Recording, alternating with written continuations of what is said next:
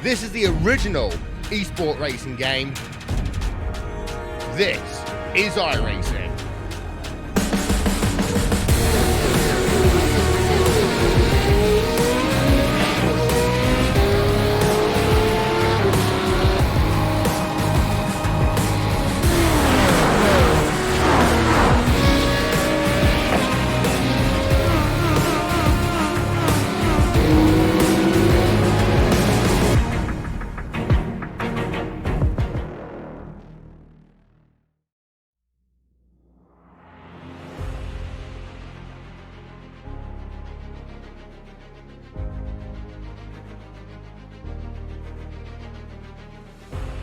Good evening, race fans, and welcome to coverage of the Porsche Club of America Sim Racing Series here on the iRacing Esports Network. We are live tonight from Road America in Elkhart Lake, Wisconsin for round 2 of 8 of Series 2 PCA SRS. I am James Mike, the voice of Podium Esports, alongside my colleague Taylor Burris, and as always, our producer Cisco Scaramouza punching butt up in the booth. And for those of you who live in the Midwest, those of you based around Detroit, Chicago, Minneapolis, that sort of beltway, this is a circuit that is very familiar to you. But to race fans across the country, Taylor, this is a circuit that is familiar to a lot of people. There are a lot of series that come to Road America, and for good reason. This has long been one of the preeminent circuits for road racing in the United States. Most definitely it has been. And good evening, everyone. Welcome, of course, to Road America in beautiful Elkhart Lake, Wisconsin. This 4-mile monster with 14 turns can prove to be one of the most challenging circuits in all of North America, as drivers will be taking some of the high-speed corners and, of course, having to negotiate some of the most difficult corners, such as going up through Thunder Valley.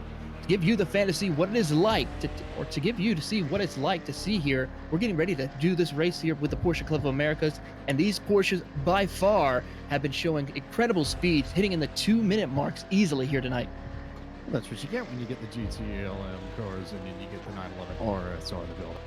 We've got a special guest to join us here in the booth very quickly before he takes part in tonight's race. Michael Polishek, one of the top finishers in Series 1 and a member of the Northern New Jersey region of the Porsche Club of America. Michael, you were part of Series 1. You saw a lot of what happened in Series 1. And for Series 2, the PCA has made a very big point about trying to make sim racing an educational tool for drivers to get more involved with Porsche, more involved with the PCA. Now, you, with a little bit of influence from Jim and from our good friend Doug Atkinson, put together a very, very handy PowerPoint presentation on the PCA website that explains how to get involved with sim racing. So take us through the production process of that, what went into sort of developing that, your own experiences that influenced that, so that can help educate more people about sim racing. Well, what I really did was I tried to make it all about what I really wish someone told me when I started sim racing. If you'd read the PowerPoint, I spent a lot of time on Gran Turismo 6, and while that was a lot of fun, I didn't really learn a huge amount about really how to drive and race with other people. I also took a lot of feedback from a bunch of different people. And when I showed the presentation to a couple of people, some people really didn't even know what iRacing was, and they thought it was like a game rather than a full-on simulation. Picture people playing controllers on like a console or something like that. So that was pretty much the production of it, and through a few edits and a few refinements, we eventually got to the final version that you'd see there. And now that that's out there and you've been a part of this a little bit, I figure that it's helped you learn how to drive all sorts of race cars, and you've gotten more involved in a lot of different series. I know that you run in the Podium Esports Stock Car Challenge series every other Sunday night, which is another road series. But how has your experience in the PCA SRS both helped you understand how to drive Porsches, both in GTLM and GT3 spec, and drawn you closer to the PCA community? Honestly, it's more about the PCA really helped me to adapt to the Porsche Cup car, because I really did not like the car before getting into the series. So it was a pretty big wake-up call to drive a car I pretty much had no experience in, a car that's very, very challenging to drive. And having to adapt to that has definitely done a huge amount good to my driving skills and how to adapt. And I'm really ready to have to show iRacing and lead the PCA on getting iRacing out to more people and getting more people into the series. And how has your involvement with the PCA SRS fostered your connections and your involvement with the PCA community on the national level? Because we've got so many different regions represented in this series. Well, I made a lot of friends, irrespective of regions, throughout the Series 1 and also through Series 2, like John Koch, James Huth, Leif Peterson, Liam Radzitis, and a couple other people in this field. And it's really fostered a lot of friendships throughout the entire series that have helped me grow as both a driver and also to help expand the PCA out to the wider club. And as always, we know you have a bit of a race to deal with in just a moment. Before you go, take your seat in your car and go try and get a victory. Let us know who makes it happen for you and who makes it possible. Well, I'd like to thank Grand Prix New York, my primary sponsor. I'd also like to thank GT Hub and the PCA Northern New Jersey region, as well as Lone Wolf Motorsports. And hopefully I'll be talking to you after the race. I like that plan. Sounds like a good one to be. Best of luck to you, Michael. We look forward to seeing you out on track and maybe later tonight over here. All right. I'll try and make it happen. Thank you. Michael Polasek, one of the fastest drivers in Series 1. And oh, by the way, Taylor Burris, also second on the board here for tonight's race, the second race of Series 2, threw down a qualifying time of 2 minutes and 94 one-thousandths of a second, bested only by last week's winner, William Levesque, who ran a 1:59.898, the only time so far south of the 2-minute mark. So, as you pointed out just a few moments ago, these drivers are flying around Road America in these 911 RSR. They certainly are indeed, James. I mean, these cars are just so fit for a racetrack such as this. These Porsches are very well handled, very well versed on this track, and I'm looking forward to seeing what all of these cars do. We currently have just shy of 40 cars entered in tonight's race, and I tell you what, it's going to be one heck of a show. Should be a lot of fun. We'll walk you through the track here at Road America, and we'll take a look at the track map and show you all the bits and pieces you need to learn about this circuit. It starts with that big run up the hill coming out of turn 14 onto the main straight. You bomb it off into turn 1, which is a effectively 90-degree right-hander, down the hill into turn 2, into turn 3, a little bit sharper there. Then you get that big run under the Sargento Bridge down into the 5, 6, 7 complex, the very, very tight, narrow section, which ends up catching up a lot of people, but also ends up being a really, really good passing opportunity. You work your way through 5, 6, and 7 through the kinks and slow down to get through the carousel, that long looping right-hander as you run on board. Ah, how convenient. As producer tells me that Jeffrey Smith is right in that ballpark right now. So, or at least were with Jeffrey Smith there as they get set to get everybody up. But you make your way through the carousel, sneak your way through the bend in the kink, and make sure that you don't carry too much speed through the kink. Turn 11, that is, and that's a place where a lot of drivers can get caught out before they make their way down to Canada Corner and Thunder Valley. Once you get on the brakes and make it to Canada Corner, just mind your P's and Q's through the corners to get through turn 14 and get back onto the front straightaway to complete a lap here at Road America. We get set in line, everybody up, get everybody sorted. It's time to bring you the starting grid for tonight's race of the Porsche Club of America's Sim Racing Series from Road America.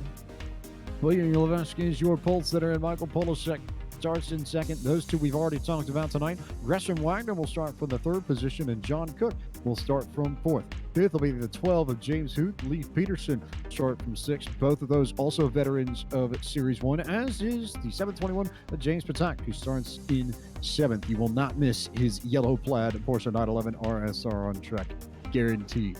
John Mallier will start from the 8th position. Matthew Kikas will roll off from the 9th spot. And 10th on the grid tonight belongs to Liam Radzitis. Michelle Levesque will start in 11th position, followed by Chris Pies in 12th, with Kenny Brown in the 13th position, followed by Mark Huth in the 14th position. Alberto Fonseca will start in 15th, followed by Doug Metzel in 16th. Rich Minkler will start in the 17th position alongside Brett Holmes in 18th. Clifton Lippo will start in 19th, and rounding out your top 20 is Jonathan Waltman. 21st will be Carlos Lopez, and Bruce Robinson will start in 22nd. 23rd is the 16 of Dewey Kang. Charles Yao out of the Coastal Bend region starts in 24th. 25th is the 30 of Andrew Elson. Matthew Mitchell will start in 26th. 27th is David Stewart. Jonathan Patterson starts in 28th. 29th is Michael Nyden, and 30th belongs to Cameron Leslie. Starting in 31st, we'll go to Donald Binkley, followed by Jake Steinbrink in 32nd. Jonathan Schum will start in the 33rd position, and Alex Hellier will round out your 34 cars that have put a time. Jim Hemig, Francois Grayling, Jeffrey Smith, and Richard Fremoyne will round out your 38-car field. See who all decides to jump into the racetrack as all these cars and drivers get sent for an hour of racing at Road America.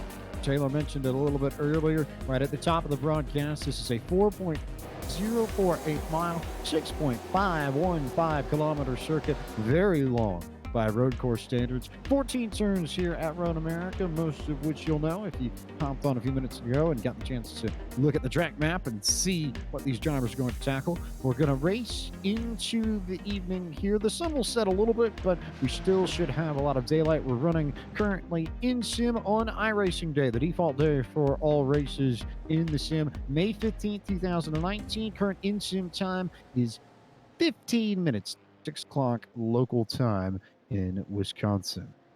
So we look at the weather very briefly. Partly cloudy with 77 degrees. Air temps in there. Track sits at 85 degrees, so a little bit warmer, but that should come down as the sun sets a little bit more. Not really much wind to speak of. They head to the north at 2 miles an hour, so barely any gusts whatsoever. Humidity sits at 57%.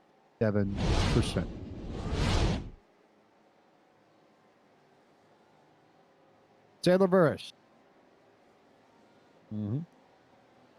I was going to ask you about a few extra things, but I want to make sure that we mention two things. First, congratulations to William Levesque. Give him his moments. Let everybody know that he is the winner of tonight's Fast Track Sims Pole Position Award.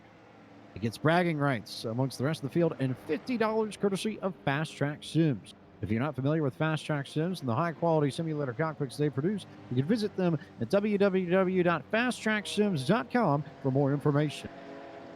Also of note that the setups for tonight's race of the Porsche Club of America Sim Racing Series, as will be the case for all races in Series 2, are graciously provided to us by Tanner McCullough of Setups for iRacing. Join the Setups for iRacing Discord server for quality iRacing setups. And if you haven't checked out his streams, especially midday, good watches on a lunch break every once in a while. I've gotten in the habit of that in recent days and learned a little bit about Tanner and what he does to put together setups for not just this car, but so many cars across. So now, Taylor Burris, what are you expecting from Road America in particular? What do you think fans should be on the lookout for this evening? Well, one thing that we might see, especially up towards the front of the field, is drivers going to be setting a pace. Drivers are going to be very difficult to go through, especially this kink right here that the drivers are working through. That area right there can be very difficult for some of these cars going 2 by 2. So that's going to be a very dangerous zone for some of them who are trying to make passes, along with such areas as Canada Corner, which is just up ahead of the leaders. This is going to be a prime passing opportunity for drivers in order to make the pass, in order to try and gain time, or it could put them into the gravel trap and out of contention for the race. So keep an eye on those two main passing zones and danger areas for drivers to see where a lot of action could be. I think you're right about that. I look at turn 5, down the end of that second straight with the Sargento Bridge. Canada Corner comes to mind, and even the carousel. If you hit your exit right out of turn 8 and get a lot of momentum, you can get underneath somebody, and it functions similarly to, not surprisingly maybe, the carousel at Watkins Glen up at New York. Same sort of idea here that you have there. As William Levesque is going to get set to lead this field to the green flag. We're glad to have all of you with us here on the iRacing Esports Network as we get set for an hour of racing from the Dairy State. Levesque waits, gets the green flag. He takes off, and we are underway with racing at Road America. And they all go 2 by 2 down the front straightaway for the very first time. Levesque should have the lead going into the corner. Battle might be for second, where Polasek and Wagner are side by side, and they all back it down and begin to file in line as they come through turn 1 for the first time. So far, everybody keeping it clean as they come out of turn 1 underneath the Briggs Stratton banner right there into turns 3. Oh, a little bit of contact between a couple of cars as one car goes off course, but still, so far, fairly clean for that as they make their way down toward the hurry down. We ride on board with the 12 machine and bring ourselves down this stretch to turn 5. One of the first passing opportunities as you see him sort of dig on through there. The 12 of James Huth sitting right behind the 913 of Leif Peterson. The Dempsey Proton Racing colors aboard that machine that Huth is chasing, and this all for position within the top 6 or 7 of this race. Yeah, turn 5 is a very difficult corner because it's very easy to overshoot that braking zone and where you could either put your car into the gravels or even lose control of the car and put it into one of the barriers. So far, everyone making it through nice and smoothly for the most part as they're coming out of the carousel and making the run to the kink. As everybody works their way through this section past the carousel, here the kink. One of the trickiest dog legs, I think, on any road circuit, not just in North America, not just in iRacing, but in all the world. It's one of those places where you think you can carry a lot of speed, and then you end up at a really weird spot where you get down there too quickly and you end up running off to the outside of the racetrack, hitting the wall. It's a very, very deceptively quick corner. It is. I mean, unless you have some low downforce on the car, it's like what you see at the IndyCar series, these Porsches can't really go flat foot. They got to let the throttle breathe just a little bit in order to make that corner. To be careful as everybody sneaks their way through Canada corner. Another tricky one when you have to get on the brakes, and then they sort of weave their way through that final section of the racetrack back onto this very, very long front straightaway. You carry so much speed into turn 1, but turn 1, thankfully, I think here is relatively forgiving. This opening section of the racetrack, I don't think is too complicated. Really only when you get to turn 5 that it starts to get technical in my book. I agree with you 100%. These first couple of corners, very easy to negotiate as far as knowing where to hit your braking points. But once we get out towards turn 5 and the rest of the track, it's going to be a little bit more difficult, a lot more, as we have a battle with a 44 car. See where this play going on right here. West region, Clifton Lipple trying to find his way around Fonseca's 44. Lipple will go to the inside in turn 5, and I think should have a chance to finish off this pass as they pick. Yeah, Carlos Lopez was easily... Oh, as he lose control right there as they went underneath the Corvette bridge. Now also Fonseca goes off course. These two trying to gather it back up, and we see Fonseca lose about 4 to 5, maybe 6 positions now, as the likes of Andrew Ellison will come by. So Fonseca will drop back in loose spots. Lopez will drop back in loose spots, and they'll have to gather it back up. Thankfully, though, there's time for them both to try and make things happen. We still have nearly a full hour left of racing at Road America.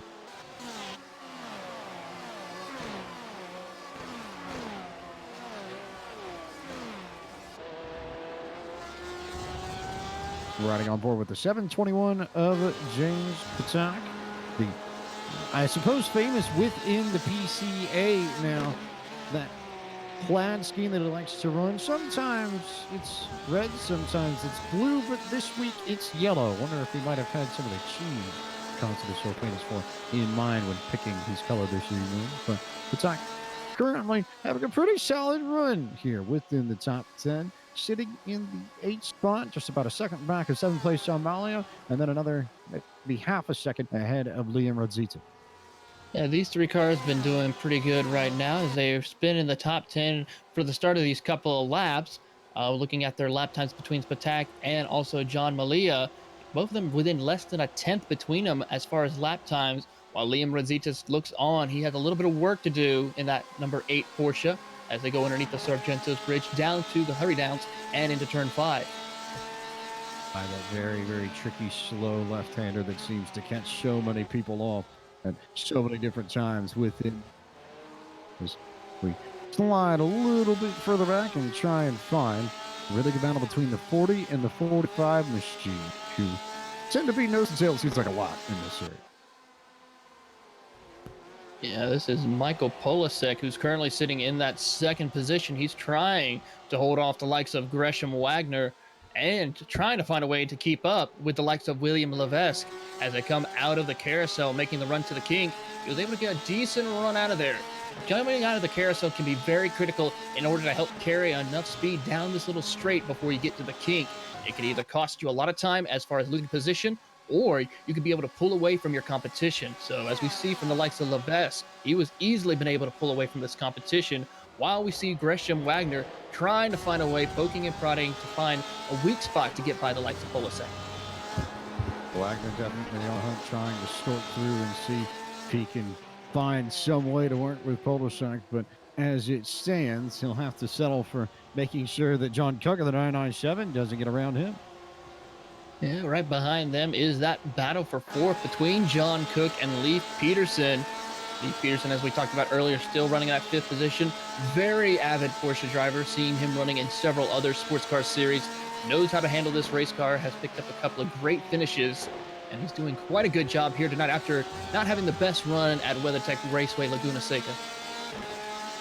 Peterson racing out of the Maverick region of the PCA, Cook racing out of the Chicago region of the PCA. So it's Dallas versus Chicago going after each other here for a very, very coveted fourth position on this racetrack. And behind them, you got James Huth, who's just sort of sitting waiting to see how this battle's going to shake out. If these two get into it too much, Huth will be right there to take advantage because he's only maybe about a car length or two behind Peterson. Well, he's actually gained a little bit as they came out of turn 5 underneath the Corvette bridge into turn 6. He's gotten a lot closer with that run right there as they make the run through turn 7. As we see now Peterson pulling away just a little bit. Peterson just trying to stretch it out to go after John Cook once again, but Cook is the one who's opening up the gap at the moment. He has stretched it out by maybe another car length or two, which doesn't seem like much, but at this stage in the race, tends to be pretty solid. He got a great exit out of the carousel that time, far, far better than Peterson did. So Peterson's going to continue to slide back ever so closer to Huth. And Cook got Gresham Wagner in his sights. Wagner out of the first Settlers region of the PCA, along with Jason Lisner, two drivers who have had a lot of speed in this PCA SRS, both in Series 1 and in Series 2. Between Wagner and Lisner, but that's the region that covers you from the Coastal Times area of Virginia, the Newport News, Virginia Beach, Jamestown area, all the way up to Richmond. So that stretch, a good chunk of southeastern Virginia, lands in that first settlers region, who very conveniently adapted their name from the Jamestown landing.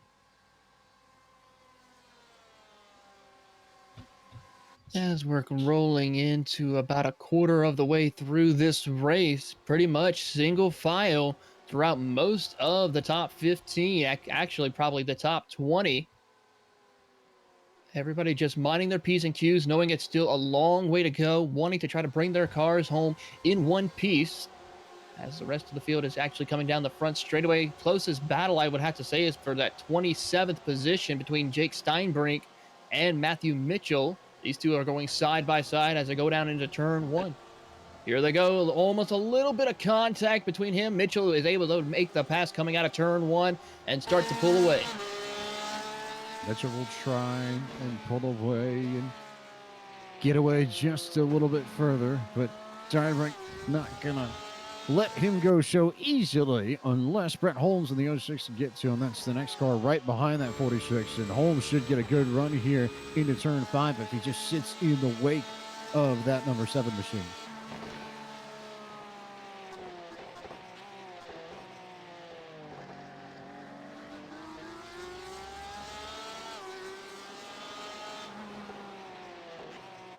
Looks like David Stewart went off somewhere. Stewart going off to the side. It looked like out of turn 5 as Maverick and Holmes still nose to tail, not really letting go of one another at all at this stage.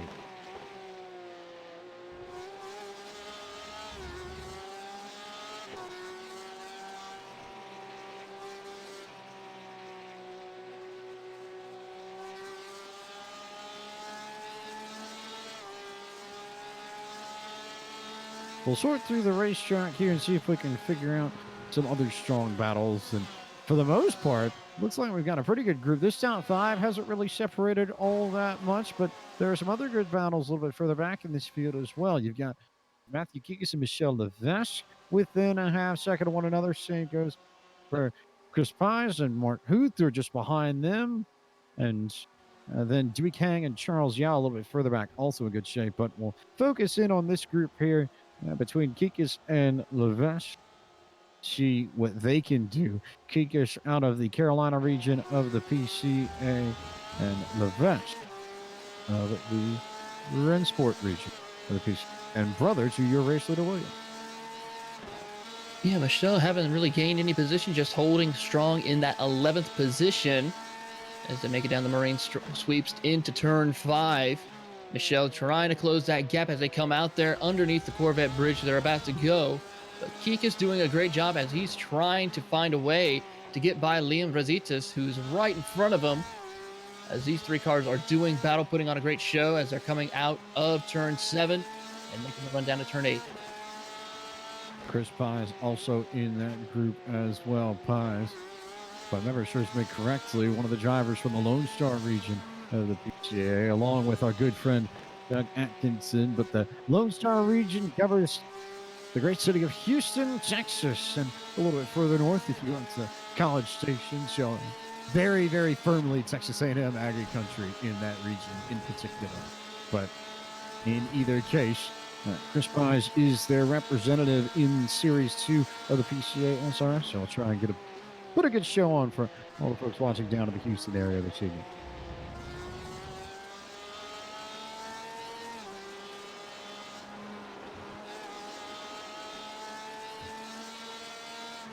I tell you what, that battle up for the second position is kind of get a little bit closer now, for we might have ourselves a 4-car battle. That's going to be between the likes of Polasek, Wagner, Cook, Peterson, and of course, the likes of James Hughes. They're all pretty much closing that gap amongst each other. I'd say about each car separated anywhere between 1 to 2 car lengths of each other as they're making the run into turn 3. Wagner trying to find a way to get by Polasek, but just can't quite make it work. Some areas we've seen him a little bit stronger than Polasek, but then of course in those key areas such as like Canada Corner, turn 5, Polasek is just able to find a way to keep him in front of this pack of cars as they're making the run down into turn 5. Also, a little correction note that Michel Levesque is actually William's father, not his brother. I misspoke on that one and managed to do so. Apologies to the Levesque fam. But in the meantime, we will stick with this battle. 3rd, 4th, 5th, 6th, because you're right. Wagner's got a bit of a gap on Coke and Peterson and Huth. And I think Mali is not too far away from this either. He's a little bit further back of this group. But the quartet of Wagner, Coke, Peterson, and Huth, easily your best battle on track at the moment. Yeah, they're coming out of the carousel right now, making it through towards the kink. Great run right now by Polasek as they were making that run. He was able to pull quite about a gap as Peterson struggled just a little bit now as he lost a little bit of run for Cook, as Cook is now making the run in towards Canada Corner, running currently quite well at 997 Porsche. Not as fast as we saw the rest of the field right now, but still able to hold on to that 4th position. With a little bit of damage, it looks like. Still holding strong in that 4th spot, and then Wagner ahead of him. He's managed to gain a little bit in this game. That Cook is faster through there. So their exit. And if you want to talk about straight, your exit of the corner preceding them matters. Might not find a corner where it matters more in the whole of road racing on iRacing, just because of how long this front straight is. Your exit off of 14 is so crucial. It is. I mean, you could gain a lot of time or gain positions or lose a ton of time and lose positions on that final corner, making the run up this front straight. Plus, with it being an incline, it means you have to make sure you have more power as you climb that hill. I mean, it's quite a big elevation change as you're doing that. So it's very critical to get that good exit off in order to try to get as much time needed. In the meantime, that will slide back a little bit further in the field because we got some good battles developing around Chris Pies, who currently sits in the 10th position. He is in front of Matthew Kikas and Mark Huth, who is coming to the inside of Kikas to try and take the spot, and he might try and look to the inside of Pies as well. He had a thought about it going into 5. Pies runs a little bit wide out of 5 going into 6. Kikas tries to look and get the spot back for the Huth, but they're all completely nose to tail as they work their way through 7 and 8 towards the carousel. They are nose to tail right now, but I think Chris Pies was able to pull a gap as here comes now Mark Huth along with Matthew Kikas as they come towards the carousel. Another driver who's in that mix is the likes of Doug Metzel, and Liam Rositas lost a lot of time in position as he was sitting inside the top 10 a few moments ago. Must have made a mistake somewhere out on the track to lose that time as they're making the run to the kink now, though. Chris Pies starting to pull a little bit of a gap over the rest of these 3 other cars as they're making the run Canada corner. See what Doug Metzel is pushing. Had a lot of understeer in the carousel. Nearly ran himself off the curves over in the kink. And as they come through Canada corner, he's using every bit of track that he possibly can in that number 24 911 RSR to try and find a gap to the inside of the outside of Kikas and get that position. That would be for 12th if he can find a way to get around the 15. He gets a good exit off of turn 14 as they make the climb up the front straightaway towards the start-finish line. Let's see if he can utilize a little bit of a slipstream to try and close that gap. All these 4 drivers are nose to tail, about a car length separate each of them as they make the run into turn 1. Keep an eye to see what Metzel can do as they go in. Now we see the likes of Huth and Pies. I just died to that bottom.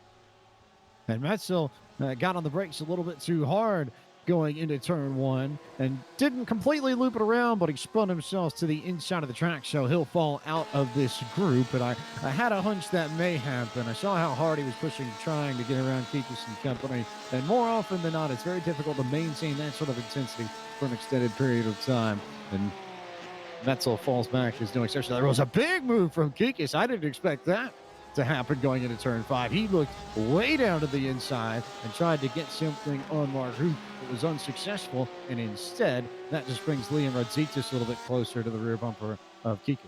Yeah, one mistake could almost cost him that position now as Liam Rositas goes a little bit wide, hits a little bit of the grass as they make the run into turn 8. Matthew Kikas, though, is able to hold him off as they come out of there towards the carousel. And as Chris Pies just looks back in the rear view mirror, grinning from ear to ear, seeing that he is able to start pulling away from these 3 other drivers as they come out of there making the run to the kink. He is actually gaining a little bit to the likes of Michel Levesque. Getting a little bit of time on the driver's head of him. He's almost 2 seconds ahead of the meat of that battle. Behind them is Pies, so definitely managing to pick up a little bit more speed in that number 35 machine. Coming out of Canada corner, Matthew Kikas still trying to find, using all the racetrack to get back out of that corner now as they come through Thunder Valley to the Big Mitchell Bend and turn 14. Make that climb once again up the hill into the front straightaway. Liam Rositas has backed off a little bit now, separated by 2 car lengths from him and Kikas as they climb up the hill down the front straightaway, utilizing now the slipstream once again to try to see if they can gain some time. Trying to see the slipstream will give you something at Road America is certainly a logical thought, but what I think we noticed in the first 20 or so minutes of this race is that you're not really seeing too much of it. It's just very, very difficult to really get the run just because there's so much to deal with going down that front straightaway and not too much drag on these 911 RSRs. No, not a whole lot of drag either, so that's going to be a little bit difficult, but there is a small bit that they can gain if they get those good runs out of turn 14 now as they go into turn 5 right now. Both of them all nose to tail now as they come out of there under the Corvette bridge. Rositas had a little bit of a slip up as he tried to gain up. Now here comes that battle now for Mark Huth to try to get by Chris Pies, but couldn't quite make it work for him. He's going to have to try again as they make the run to the carousel. We'll see how they get through the carousel. Oh, big move. Big on the brakes from Mark Hoopton. He gained a lot of time, and I think definitely gained a little bit on Pies in that run up to the carousel. But Pies has been so good riding the middle of the groove and just following where the rubber is on that racetrack. You see how the carousel has already started to get rubbered in a little bit, and he's been very solid out of the carousel each and every lap that I've seen him run it so far in this race. Who's definitely coming, trying to put the pressure on, but Pies at the moment still in control of that position. He is, but Chris Pies just trying to hold off now as they come out of Canada corner. Mark had a great run through there, but couldn't quite find a way to just get by him as they go up through Thunder Valley and the Big Mitchell Bend into turn 14. There we go. See Mark again go late into the braking zone, try to find a way to get some speed needed, but can't quite make it work as they come up out of 14, down up the hill to make the run to the start finish line. Can't quite seem to find a way. We've hit the 1/3 mark of tonight's race, which gives us the chance to remind you all that the Porsche Club of America is the largest single marked car club in the world, with over 135 members across North America. There are also 145 PCA regions throughout the United States and Canada that you can get involved locally with fellow Porsche owners. If you're not already a member of the Porsche Club of America, PCA membership is only $46 per year. It includes a subscription to the award-winning magazine Porsche Panorama and access to the members-only section of the PCA website. To join PCA, visit pca.org/membership. And you know what, James? Porsche Club of America Racing has more than 2,000 licensed drivers and 32 sanctioned races per year. The PCA Club Racing provides classes for all Porsche sports cars so that members can enjoy safe, clean, and organized racing. So also, for more information, visit www.pcaclubracing.org. Basically, the moral of this story is that if you have a Porsche, are interested in Porsche, want to get more involved with Porsche, go join the Porsche Club of America, so long as you live in America, of course. But they do so much for Porsche owners. And Canada too, yes, as I get yelled at in my ear because I will not forget about the Canadians either. But there's so much that they do for Porsche owners across the continent. And I think few organizations where you can have more fun, if there are any, where you can have, probably are, with Porsche. And you know what? That's one of the great things about Porsche. I mean, Porsche is probably one of the largest manufacturers, not only here in the U.S., that sponsors and just loves their fans and drivers to race Porsches. We see it across many different disciplines of motorsports here in North America, how Porsche just gets so involved with these teams to try to help them be successful on the racetrack. As AG likes to say, more often than not, there is no substitute. And I think that largely sums everything up you need to know.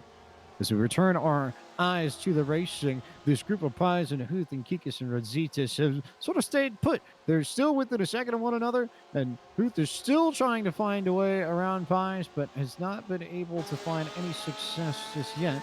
So we can slide our attention maybe a little bit further back because there's another quartet not far separated from one another.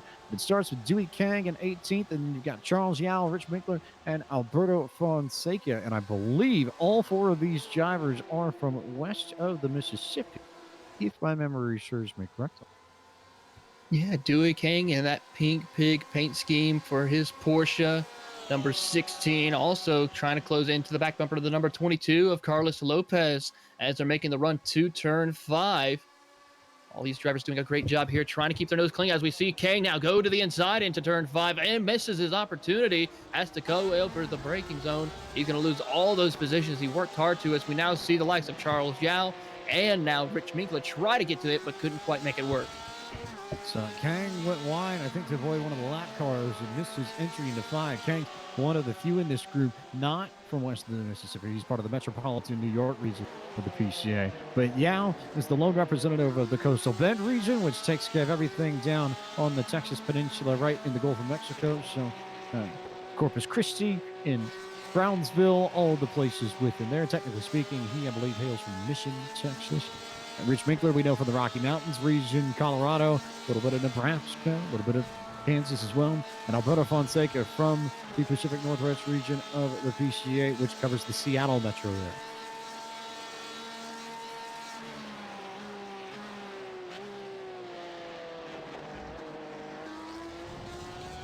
Wanted to check in on our race leader, William Levesque. He is pretty much checked out all by his lonesome, actually now catching up to some lap traffic, but has about a 5.7 lead over Michael Polasek, who has just been able to just pull out.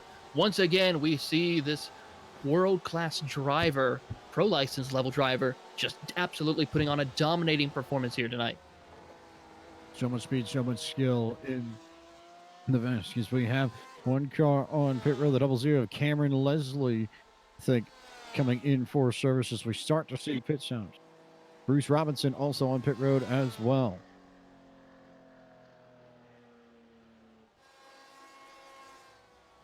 Also add to that list, Jake Steinbrink. So these drivers all running in the mid to late 20s of this field, but it's opening up the window for pit stops. Back half of the field coming in, and we should start seeing them sort of climb up the order. We should start seeing the pit stops sort of roll through the top of the order until we get to Levesque. You would think would be the last driver to come down pit road for service.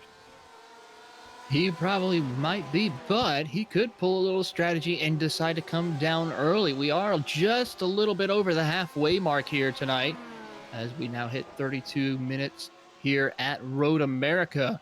So he could try a little bit of strategy, as the 717 of Charles Yao is having a little bit of a battle going on.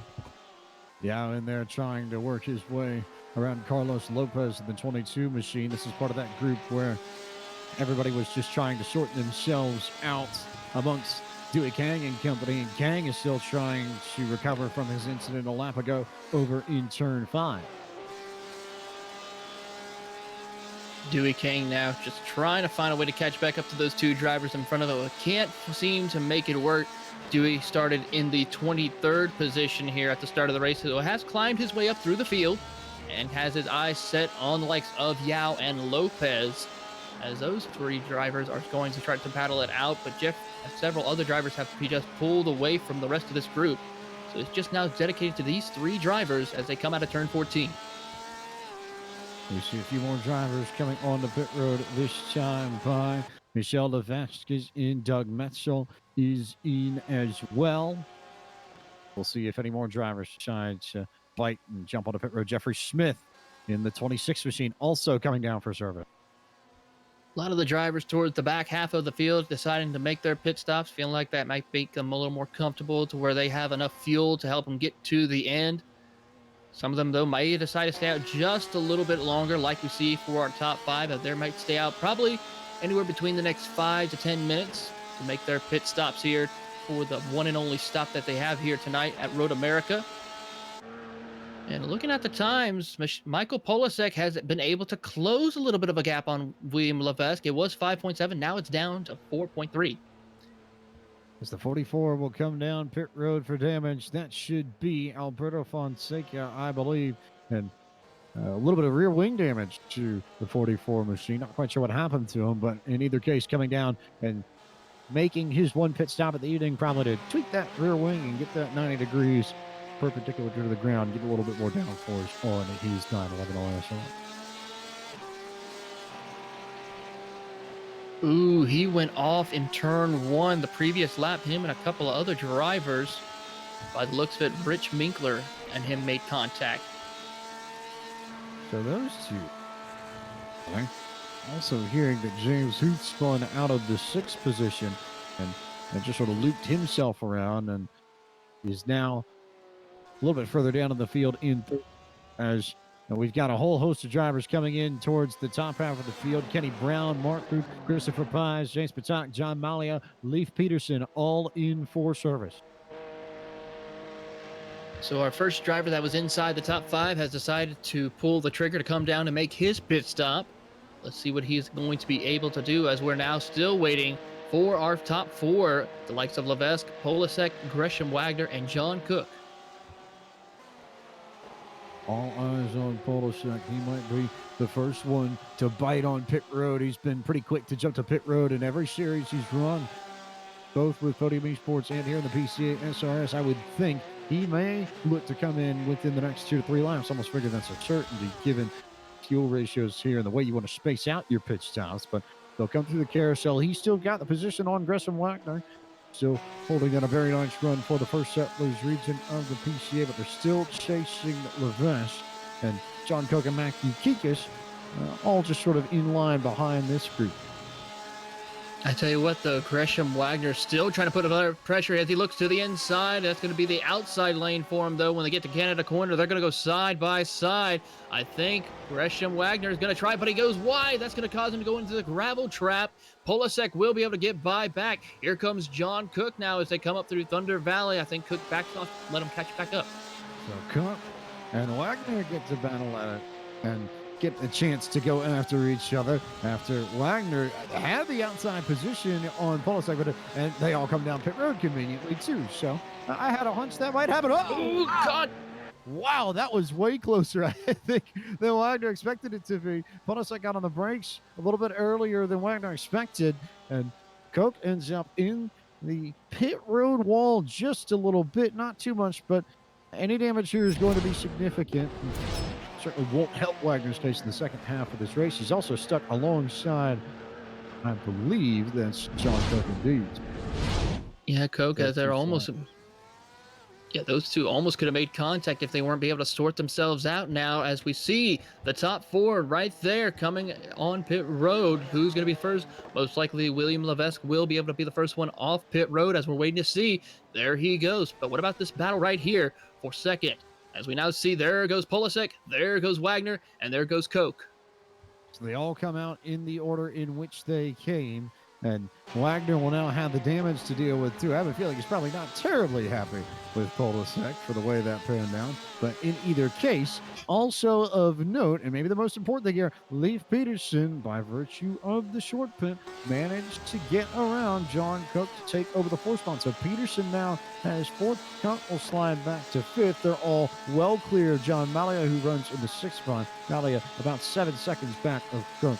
So this group of four well in control of their own destiny in the top five.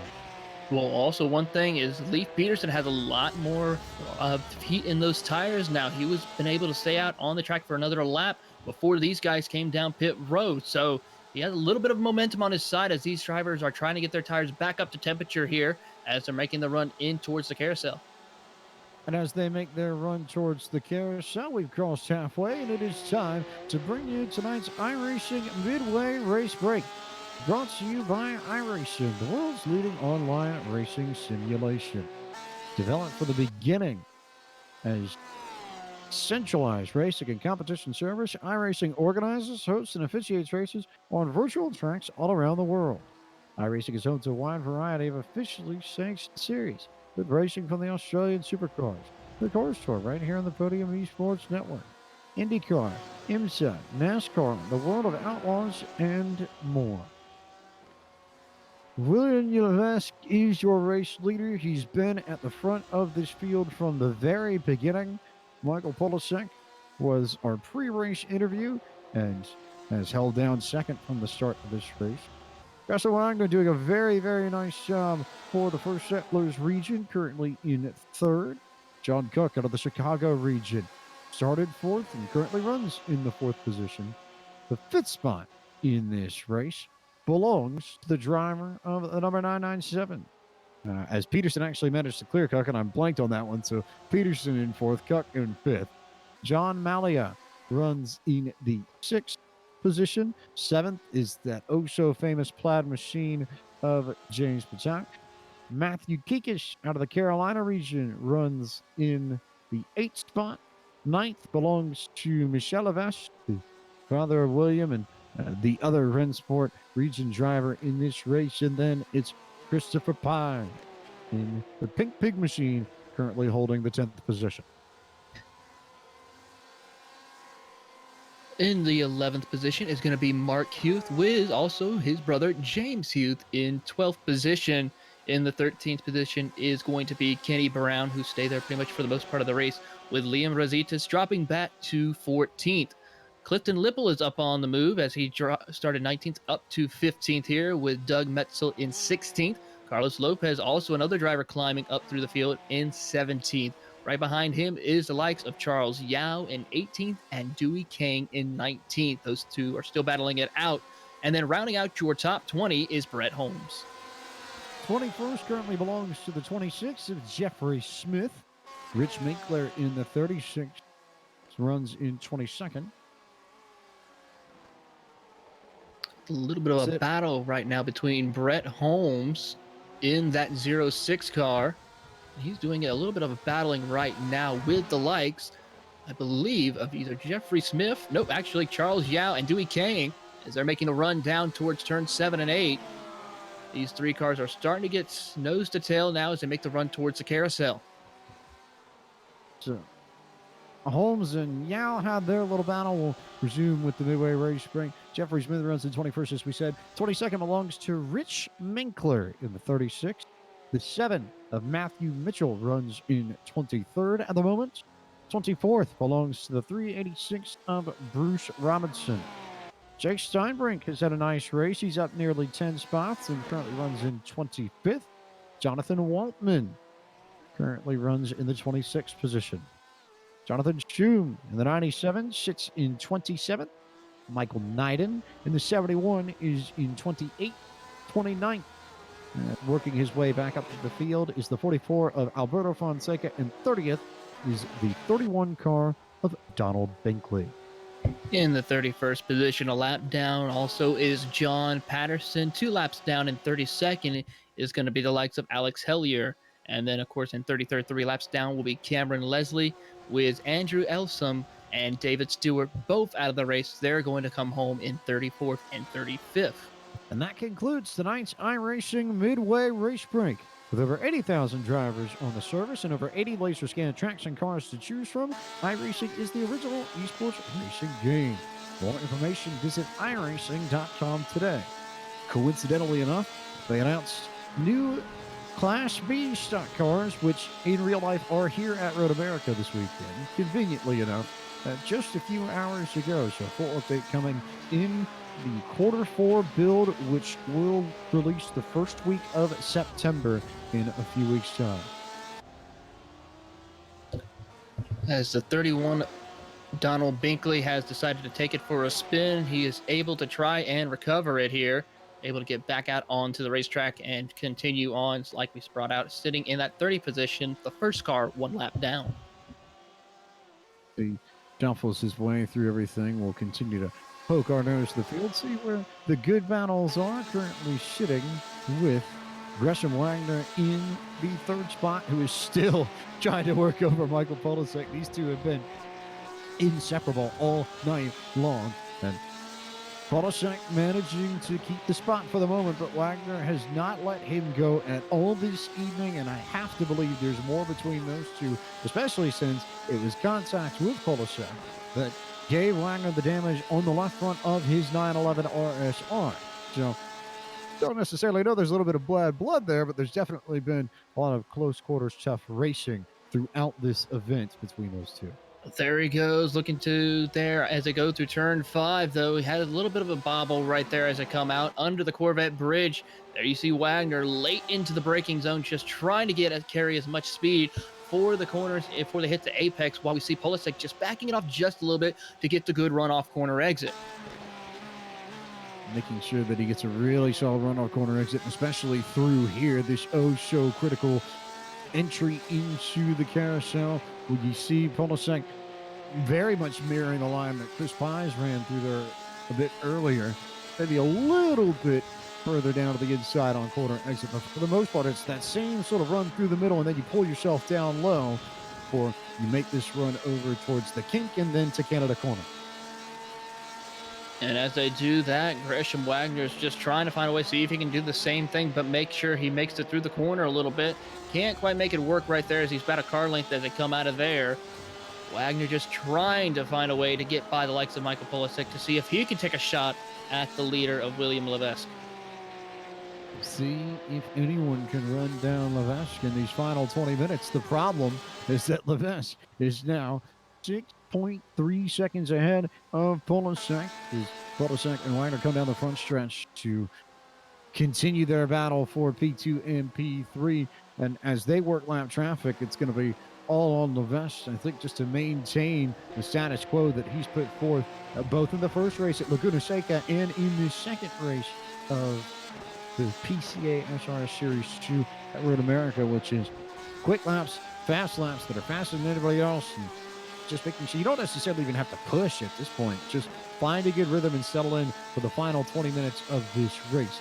He should be in solid shape, I would think. And as we get close to the final third of this race, we will remind you that the Porsche Club of America hosts over 3,500 events annually across North America.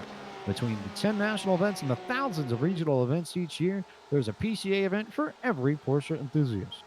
PCA hosts autocross events, concours elegance, driver's education classes, driving tours, social events, and tech sessions. For more information, you can visit pca.org/events.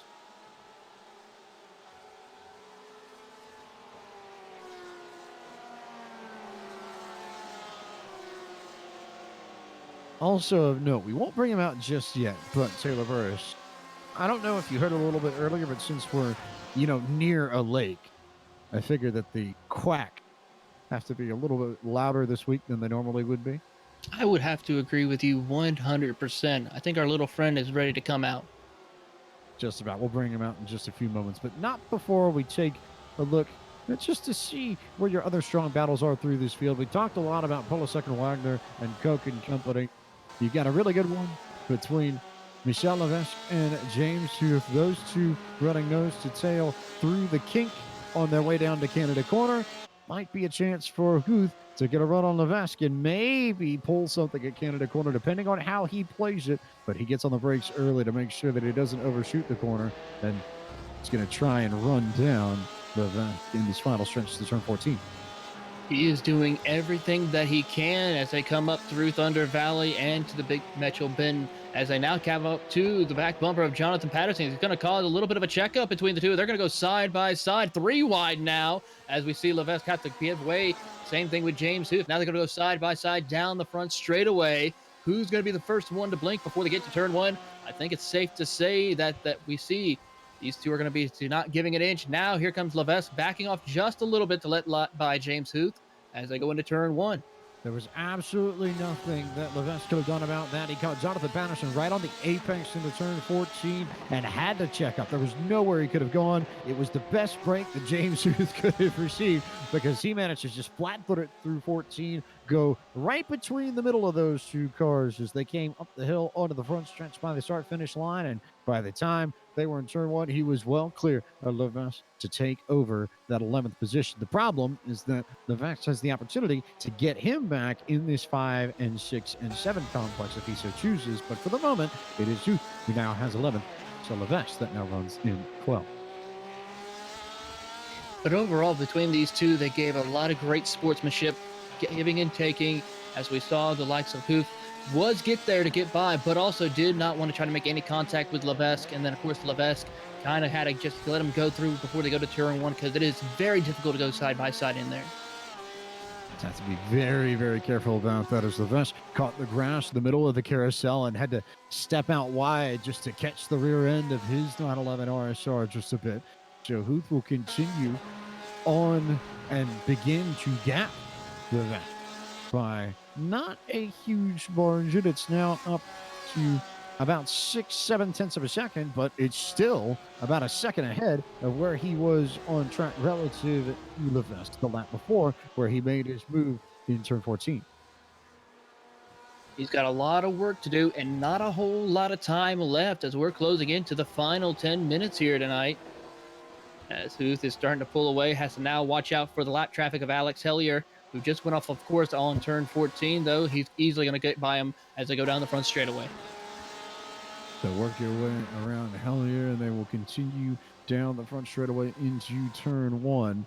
And Levesque is going to try and gather back up, but he'll have to duck underneath Hellier, who nearly decided to drop down in front of Levesque and then thought otherwise and ended up looping himself around in the process, trying to make sure they didn't hit any of the lead lap cars. Still a lot of cars on the lead lap, by the way, if you are curious. We are currently with 26 drivers that are still on the lead lap as we work our way back to the battle for second, third, and fourth, because John Koch has made it a little bit more of a battle between the number 997, and then the 9 of Christian Wagner, and the 45 of Michael Polisek. I tell you what, these three have been inseparable since the drop of the green flag, as they are still battling as they make the run through the kink.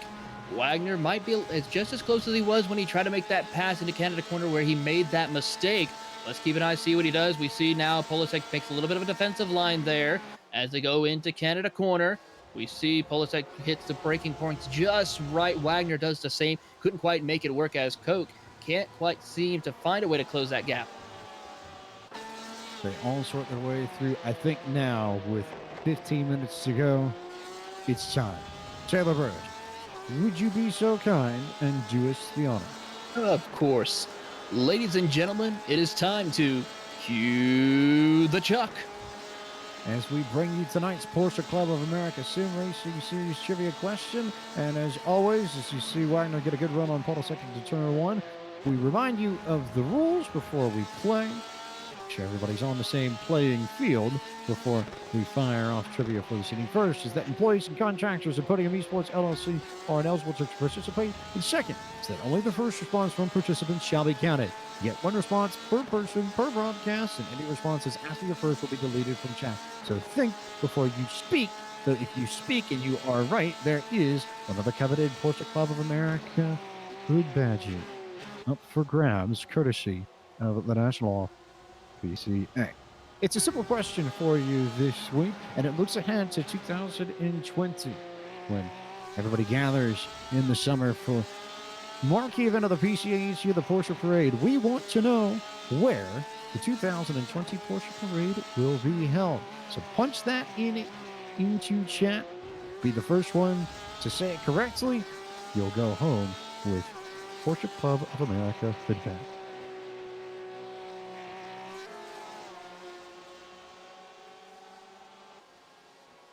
Keeping an eye on chat just to see if we have any takers or anyone that jumps out and decides to jump into there.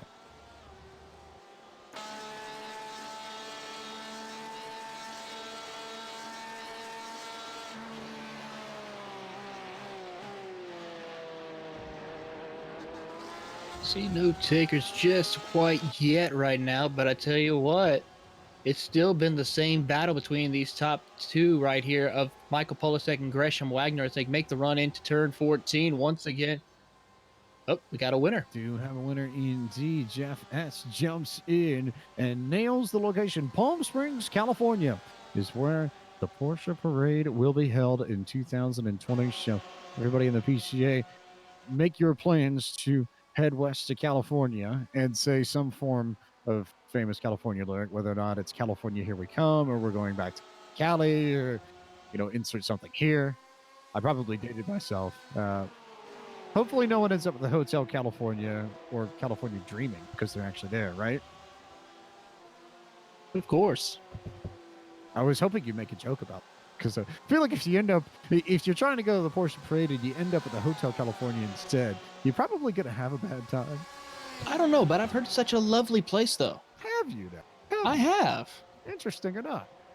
I might go check it out when it's not Porsche Parade. That would be a good idea. I mean, Porsche is kind of beat a little bit more than the Hotel California. I would rather be at a Porsche Parade than Hotel California. Person. But that's just maybe I'm a little bit crazy as we continue on with the racing, working on the final 10 minutes of this race, looking for the best battles on track. No surprise that Mark Huth and Chris Pies are side by side once again going into turn 5. They are indeed as they go underneath the Corvette bridge. Almost Chris Pies got his nose chopped off. That's going to cause the like of Mark Huth to go into the grass as they make the run through turn 7. And with that, Christopher Pies is already gone as they go down into turn 8. Pies back in front of Huth once again, and you got the Huth brothers right there. No surprise, you can see the likenesses in their paint schemes and their liveries and the I suppose, appropriate team color coding between the blue of Mark and the red of James. You certainly won't miss the Huth brothers on track. Mark and James, both longtime members of the PCA, both participants in Series 1 of the Porsche Club of America Sim Racing Series. The funny thing is that they hail from different regions. Mark is from the St. Louis region, James from the Hudson Champlain region. So they're a little bit spread apart, but still obviously very close, and both lovers of Porsches, both lovers of sim racing, and both put against solid performances either in the top 10 or right on the edge of the top 10 here at Road America. A battle. We have a little bit of a battle now as John Koch has caught the back bumper of Gresham Wagner now as Polasek has pulled away from them as they're making the run to turn 5. Let's see what Koch can do now. He's going to take a look to the inside, gets back in line as they go late into the braking. Almost some contact between him and Wagner as they cop the curb just a tad bit and make the run underneath the Corvette bridge. Had to be very careful not to get into the back of Wagner. Did come, but he'll gather it up again and have another opportunity to try and get Wagner as they make the run through 7 and 8 into the carousel at Road America. Plenty of speed in both of these cars, no question about it. But only 9 minutes left in this race. You're coming down to the final few laps of tonight's event, Road America. Not too much time left for either of these drivers to make a run for the final spot on the podium and then maybe a run at Polasek for P2. They're going to try to give it everything they can as we are closing into the end of this race, but if they don't find a way and either try to work together or just try to find a way to see who has the better car, this could be difficult to where Polasek could easily just start pulling away from these two. Polasek very well could start pulling away from these two. He's done that after this round of pit stops. Remember that Wagner and Koch were right on his rear bumper and within a car length some 10, 15 minutes ago, and now he stretched it out to about half a second, maybe a full second here as they make their way back up the hill towards the front straightaway and the start-finish line. They're all now separated quite a bit now, about 2 to 3 car lengths separate each car from the next. Looking through the field right now, pretty much everybody's now just minding their P's and Q's for the most part, except for the likes of Chris Pies and Mark Huth, as they're trying to find a way, and also James Huth as well, as they're now in turn 14. These 3 cars are starting to line up nose to tail and actually catch. Actually, James Patak is coming down pit road. Patak coming down pit road. He's got some damage to the rear wing of his number 721, so that's going to move Pies up into 8th, 9th for Mark, and 10th for James Huth. So the Huth brothers all in the top 10, but here comes Mark. Big run into turn 1 underneath Pies, and Pies runs the middle of the racetrack, and I think Huth just backed off a bit to make sure he didn't get into the rear quarter panel of that 35, and he'll look again going into 3 and try and line up a good run out of 4 so that he can make a move on Pies going into 5, although his brother might also get a bit of a slipstream too. He is definitely getting a little bit of a strip stream as they come down towards the turn 5. There we see the likes of Mark Huth now go to the inside. Pies makes a bit of a block as tries to take the defensive route, but that will not work indeed. To see if Mark can hold on. He is able to make the pass as they come out of 5 up underneath the Corvette bridge. So Chris Pies now finds himself in the middle of a Huth sandwich as Mark has cleared him to go up to 8, and James will have the opportunity to try and get 9th from Chris Pies in the final few minutes of this race. Currently just around 7 minutes left. 7 minutes exactly left on the clock, and it is go time for these 3 drivers to see who can be a little bit higher on the running order here. I would have to say James Huth is probably the biggest loser out of these 3, with losing 5 positions before the end of this race. Let's see if he can try to make a little bit of recovery. Maybe a little bit of an opportunity for recovery, but not that much of an opportunity for a recovery. As Mark Huth now leads them down into Canada corner, a little bit oversteer on that 34, but not too much. Just stepped out just a tad, and this group will work their way through Thunder Valley into turn 14 to make their way back to the front stretch. I think James, who is able to get a good run out of turn 14, he might have something for Christopher Pies as they go down the front straightaway. He tries to go look to the inside, but can't quite make it work. Now he's going to go to the outside as they go down the front straightaway. He just gets to the outside, sticks a nose out there. Let's see what Christopher Pies is going to do. James backs off just a tad as they go through turn 1, and cannot quite make it work. He decides to slot back into place and just follow suit with him. Also note here, just back of this group, the next 3 cars in line, Doug Metso, Michel Levesque, and Liam Redzitis are pretty much nose to tail, and Metzel actually just managed to clear Levesque as they go into one. So a few battles that we're trying to keep track of. We'll keep our eyes on Pison and Hoop for the moment, and we'll see how that group just behind them sorts themselves out if we get some action and get a change of position between James Huth and Christopher Pines.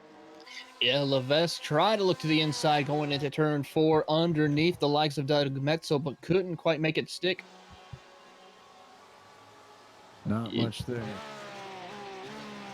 As they go into turn 5, you see a little bit of a brake check lock up from Michel Levesque, but is able to hold control of the car. Can't quite get to the back bumper of Doug Metzel as they go through turn 6. As Liam Rositas tries to look on between these two drivers. If any one of them makes a mistake, he is there to capitalize on it.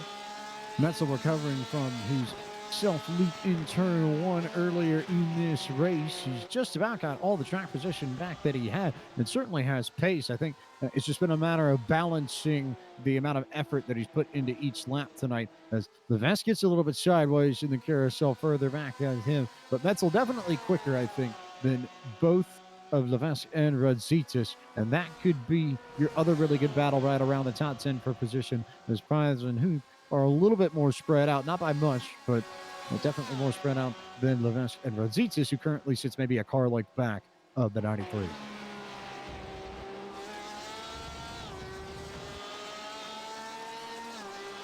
As they're making the run up through Thunder Valley right now, Levesque is able to pull down another bit of a car length gap between him and the likes of Rositas as they try now to come out of 14. Rositas gets into the gravels, into the grass, has to back it down as they come down pit road. Not enough fuel, possibly? So we're hitting another pit window right at the end of this as Metzel and Levesque both come down pit road for service, and that will kill their finishing order in this race. We've got 3 minutes and 36 seconds left in this. Not enough time to make up the track position they're going to lose. The hope here is that they've got enough room to not lose too much track position. Now the question, I believe Koch is in, Gresham Wagner as well. Both of them both spun. Gresham Wagner is also into the gravel trap, and Koch can't quite seem to get his car turned around. He is stuck underneath the Speedville Bridge just before the carousel. As Wagner, just before the kink, also made car contact with the barrier. And he is going to lose a lot of time, and damage to that race car is practically crab walking. So a struggle for Wagner to finish this race off as the suspension has all been out of shape of the 9 machine. And it was a really, really tough battle between those two. And I think they're both going to end up on the wrong end of it. Koch has managed to come away with this more, but I think Wagner might just well be done right at the end of this. Just looking over the replay, it looked like Koch just went off on course after getting by Wagner and then just clipped the grass, losing control of his car, made hard contact with Gresham Wagner.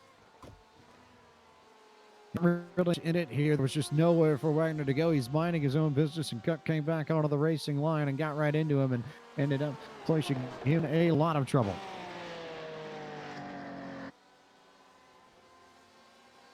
John Koch is going down his car to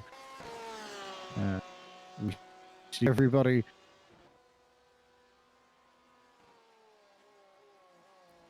Question now is who will be able to make it on their fuel run as we see some of the top 10 coming down pit road.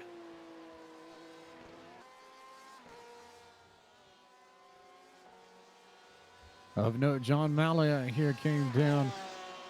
It looks like a lap before some of these other drivers, so they'll have to try and sort this out and flip everything up. There's Polisek has come down pit road for a splash and dash just to make sure that he's in good shape. He's got second, virtually locked up so long as he keeps it in place. But Malia would be the one to watch, and that moves Malia into third. That incident between Wagner and Koch moves Malia into third, Kikis into fourth, and James Hoop up into fifth. So this changed completely everything. We could see some different drivers now moving up into the top 10 right now, as I believe another one of the Heath brothers cats to come down pit road as well. Couldn't quite make it on fuel. So this is just constantly changing as we're closing in on the final minutes here. Closing in on the final lap. This should be the white flag for William Levesque, who is going to work his way around the lap car and try and finish this off to go 2 for 2 as Levesque We'll get the white flag as he crosses the stripe. One more lap from the 144 to go back-to-back to start Series 2 of the Porsche Club of America Sim Racing Series. And Michael Polisek will also come across the start-finish line to complete start his final lap here. He is not coming down pit road. He must feel like he has enough fuel in his car. Waiting to see if the likes of Malia and Kikas also see if they have enough fuel as they're coming out of turn 14. Polisek came down. Malia does not. He's coming down pit road. So Malia will come down pit road for a splash and dash on the final lap, and Matthew Kikas is going to try and push it. I think he might be in decent shape here. He came in a lap after Malia did. It's anybody who's sitting on... James Huth is also coming down. As Huth comes in too. So we're going to see a lot of shuffling within the top 10 right at the end of the some drivers just not able to make it on fuel. But I think anybody following Polisek can't probably made the right calls. Pies comes in as well. Pretty much everybody trying to come down for Service Cup. And Radzitis in two. So really Kikas is the one to watch here. Kikas is the real one to watch here, as he is the one who's staying out on what is his 15th lap. If he can make it all the way back around, he'll get a podium finish. But he just has to make sure he has enough fuel. Pretty cool shot between the father and son as we see William Levesque closing in on the back bumper as his father, Michel, as they're making the run towards the Canada corner for the final time, and at least for William, as they're coming out of there. And let's hope and see if William has enough fuel to take home the checker flag back-to-back victories. I have a feeling he's probably managed it pretty well, and we're going to have the father leading the son to victory lane. Michel leading Levesque in, and as he comes off of 14 and up the hill, flashes the headlights as he gets his second win in as many races in Series 2. William Levesque is your winner of tonight's Porsche Club of America Sim Racing Series event from Road America. And right behind him, he's going to be up close to about 13, maybe 14 seconds back, will be Michael Polisek, finishing in second place. Now the question is, who will finish the rest of the race, as we have no clue who will finish third. All eyes on Matthew Kikas to try and play the fuel run and the fuel strategy into a P3 run. Only came down pit road once compared to a lot of the other drivers who finished twice, but he's going to make it up a hill with some fuel to spare. And Matthew Kikas is going to finish third and land the final podium spot in tonight's race of the Porsche Club of America Sim Racing Series. That being said, all eyes now turn to Leon Radzitis, who is the other driver in the top 10 who decided to stay out on fuel. He's on old tires, he's on old fuel, but he comes out at 14. Looks like he's in good shape to land a fourth place finish. So if you manage your fuel strategy, you made out like a bandit here for the most part, as Kikas and Radzitis and company all played this into really, really strong runs. They didn't necessarily have top 5 speed all night, but they played strategy perfectly, managed the fuel really well, and came away with top 5 finishes out of it. As John Malia also comes home with the top 5. He finishes in the 5th position. And then right behind him will be Leif Peterson coming across the line. I'm safe to say, as long with James Hughes as well. It will come home in 7th place, just waiting on the rest of the field to come through. Waiting on the final few cars on the lead lap to make their way around. Doug Metzel coming home, and then Kenny Brown and Clifton Lipple are the last two that we should be waiting on. Actually, Michel Levesque now is also considered the last car on the lead lap. Actually, he's coming up to complete and end his lap here at Road America. Also will make the note as Clifton Lipple comes across the line here. Very, very impressive move from John Coke to come on radio and apologize to Gresham Wagner for their incident coming out of turn 6 that put them out of the race, as William is now finally out of gas and now finally runs out of fuel, but not before he managed to get the victory tonight at Road America.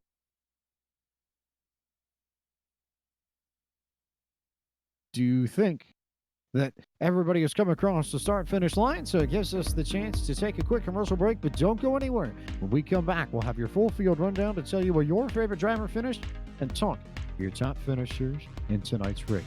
You're watching coverage of the Porsche Club of America Sim Racing Series from Road America on the iRacing Esports Network.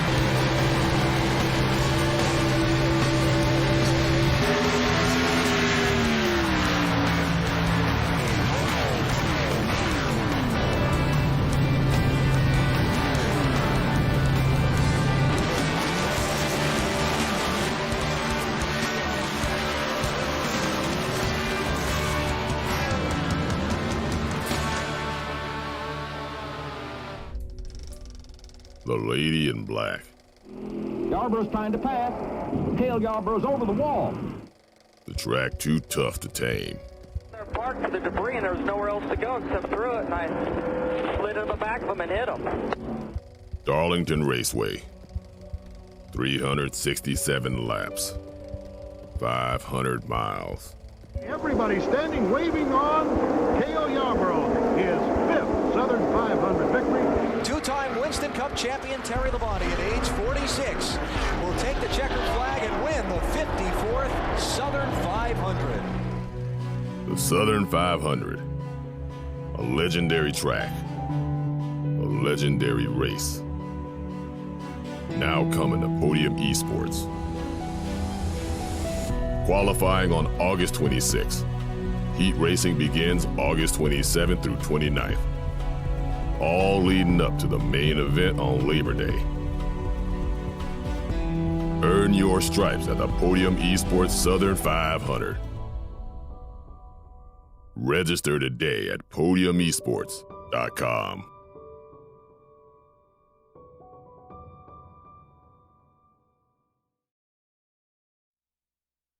Welcome back to coverage of the Porsche Club of America Sim Racing Series here on the Podium Esports Network. William Levesque has gone back-to-back to open up the season. He won last week at Laguna Seca. He wins tonight at Road America to pick up his second victory of Series 2.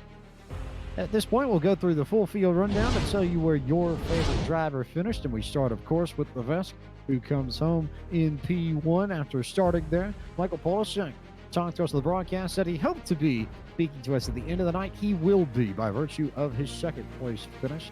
Matthew Kikas and Leon Radzitis played fuel strategy perfectly. They were the only drivers outside of Levesque in the top 10 to make it on one stop, and they come home third and fourth respectively. John Malia with a strong run comes up in fifth. Leif Peterson finished in the sixth position. James Huth, Chris Pies had great battles all night. They finished seventh and eighth. Doug Metzel rebounded from his spin early on in this race to finish ninth. Kenny Brown snuck in right at the end of the top 10.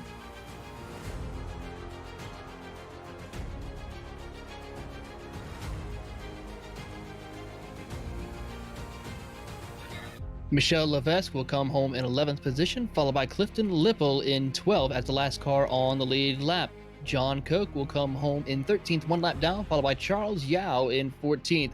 Dewey Kane will come home 15th with Brett Holmes in 16th, with Carlos Lopez following behind in the 17th position. Mark Hughes, who had a tough time towards the end, comes home 18th, with Rich Meekler coming home in 19th. Rounding out your top 20, making a great run from 36th up to 20th, is Jeffrey Smith. 21st was Michael Nyland, and 22nd, Matthew Mitchell on the final leaderboard when this race concluded. Jonathan Waltman finishes in 23rd, and 24th was Jake Steinbrink. Alberto Fonseca finished in the 25th position. 26th belonged to Donald Binkley. Jonathan Chu finished in 27th. 28th was the 386 of Bruce Robinson. Gresser Wagner had that incident right at the end of the race. He was running in the top 5, top 3 all night long, and is going to be very disappointed with his 29th place finish. Jonathan Patterson finished in 30th. Cameron Leslie will come home in 31st position, followed by James Patak in 32nd. Alex Hellier will come home in 33rd, and Andrew Elsom and David Stewart did not finish. They will finish 34th and 35th. And that concludes your full field rundown for tonight's race of the Porsche Club of America Sim Racing Series from Road America. We bring back now the same man who led off the podium interviews 1 week ago. William Levesque out of the Rennsport region gets it done again. I think we'll focus more on the challenges of Road America. Can you talk about how difficult it is to drive this circuit and the different things you need to do as a driver compared to other tracks in order to be really quick? Well, the track itself is actually not that difficult. I think it showed in the lap times that a lot of people were quite close together. The real challenge today was more due to the fact that there's so many straights. You use a lot of fuel in a single lap, and with the fuel limitation, we had to save hardcore all race. I don't know if you guys noticed, but yeah, that's why everyone pitted at the end of the race because they didn't save enough. And that very conveniently was going to be my next question, because we did see a lot of fuel conservation. So, what was your strategy for managing your fuel consumption over the course of your green flag runs? Well, obviously, starting first, I didn't exactly want to sandbag and get in the pack to save fuel in the draft. So I just went flat out for the first couple of laps, see if I could make up a gap. Thankfully, I could. And then from there, it was about managing the pace, and it was literally lift and coast in every single braking zones. For let's say the big braking zone at the end of sector 1, you brake up around the 2 marker. I was lifting at the 5th marker. So yeah, that's kind of how you had to do it. And you just sort of spread that out across the racetrack. A very, very significant amount of fuel conservation in that case. William, you've gone 2 for 2 to start this series. As we look forward to the next event at Daytona, what do you think your initial chances are of potentially going 3 in a row to start this? Well, Daytona's, it's hard to say. It's going to be even more of a draft luck than this track. And if the fuel limitation doesn't change, I don't think we can make it in a one stop. I'll have to check that out in practice. But we might all have to do 2 stops for Daytona. So we'll see, I guess. Watch and see how the strategy plays out. But before we let you go, William, take a moment to send your congratulations and your thank yous, and let everyone know who you need to thank for making the second victory of the season. Well, thank my buddies on Discord, actually, my next teammates, because they helped me out with the fuel to make sure I was saving enough. So thanks to these guys. And our sponsors as well, SimLab, iRacing, and yeah, that's about it. And I guess congrats to my dad. I think he did all right today. Yeah, he got 11th, almost a top 10, not quite. Will admit it was very cool to see you and your dad come across the start-finish line 1-2. Have to imagine that was a pretty cool moment for both of you. Yeah, actually, I was considering, do I pass him or do I not pass him? But I decided to stay behind.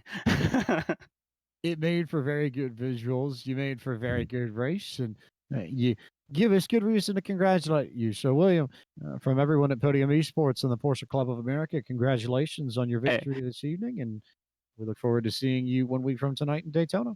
cheers. And just one thing, my head is a bit confused right now. I completely forgot about our main sponsor, SimuCube. So cheers to those guys as well. Fair enough.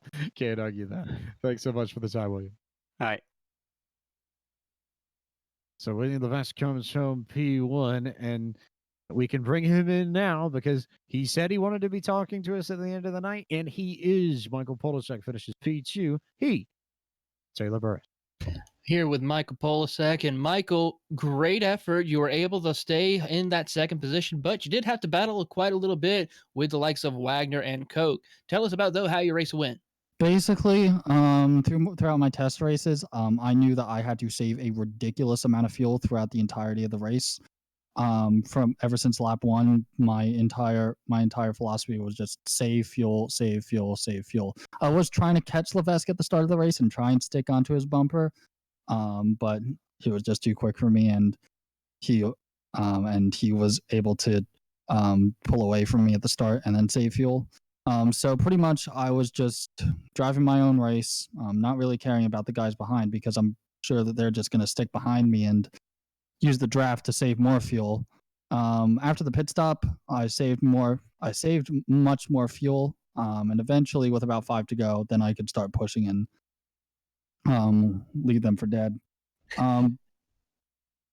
So yeah, it was pretty much just save fuel, save fuel, save fuel. So you weren't nervous at all when the rest of the field started coming down pit road towards those final minutes?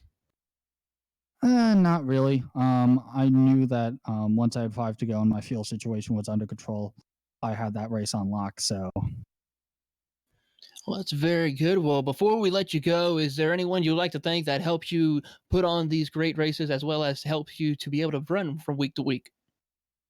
So again, I said this before, I'll say it now. I'd like to thank the PCA's Northern New Jersey region for all the support they've given me for this. I'd also like to thank Dana, who interviewed me beforehand for this race. He's a really, really good person. I'd also like to thank Tyler King for the beautiful GTE paint that he's made. He's a really, really good painter in iRacing. I'd also like to thank Grand Prix New York, GT Hub, and everybody else I said before. And I'd like to thank my family as well for constantly giving me the support and feedback I need to advance as a driver and as a person. Michael, congratulations on finishing second. This is Michael Polasek finishing second on the podium. And with that, we're waiting on our third place driver, and he's going to be speaking with James Pike. That'll be the likes of Matt Kikas. Matt? Good evening. Yes, yeah. Been a big race here tonight for Matthew Kikas, who I'll admit, I feel like I get ganged up on by all the other PCA regions. So to see someone in here from my region show up and do the business pretty well definitely puts a smile on my face. So from one Carolina region person to another, Matthew, we've got to talk about fuel strategy, because that's where you made your race tonight. You weren't running with the outright pace of some of the drivers in the top 5, but I've got to imagine that, given that you're sitting here with a podium finish, that fuel saving and fuel conservation was in your mind from the very beginning of this race. So how did you set up your strategy to make sure that you had enough fuel to go one stop? Well, basically, I done a lot of testing this week just because kind of not used to this fuel quantity from some of the other official iRacing. And I kind of was like, I can barely make it to the end of lap 15. So as long as I can make it to the end of lap 15, I should be good to get all the way to the finish. And my last test run earlier today, I rolled into my pit box running out of gas, and I was like, I can just save a little bit more in traffic somewhere, and I'll be able to make that difference up, and then be able to push just a little bit in the second half of the race just to catch up to anybody. And that's basically how it ended up working out. I was really surprised when a lot of other people started just falling by the wayside there. As everybody just sort of slipped off of that last lap, and to get a good finish like this, and to get a podium finish, which I think it may be your first in PCA SRS history. Definitely call me out if I'm wrong on that, but no, absolutely, it's definitely the first one. So definitely a pretty meaningful one and an important one to you then as well. Absolutely. I mean, I fortunately kind of like the first series came up right after I moved and had put all my sim racing stuff back together and was ready to get going again. And it was a great motivation to get in and participate. I've done kind of a private oval racing league in the past, and it was an excellent time. And so as soon as the club stuff came together, I haven't done a lot with the PCA in the past. So I said, this is an excellent opportunity to use my membership more. And then I just decided to kind of follow up with season 2 here. It's really exciting, and I'm super happy for all, with all the work I've put in, just trying to get myself up to speed in another different car and everything else.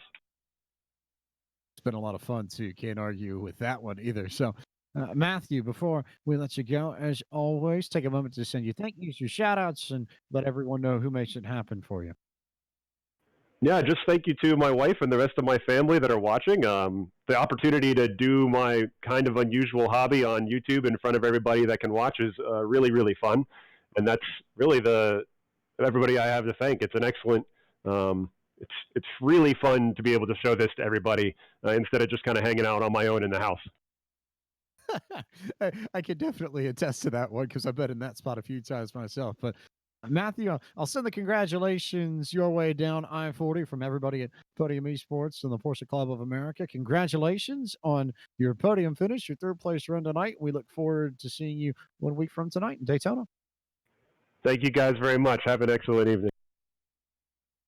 Matthew Kikas, your P3 finisher out of the Carolina region. And with that, we, I guess, get to turn to our Borough of Final Thoughts with Taylor Burris.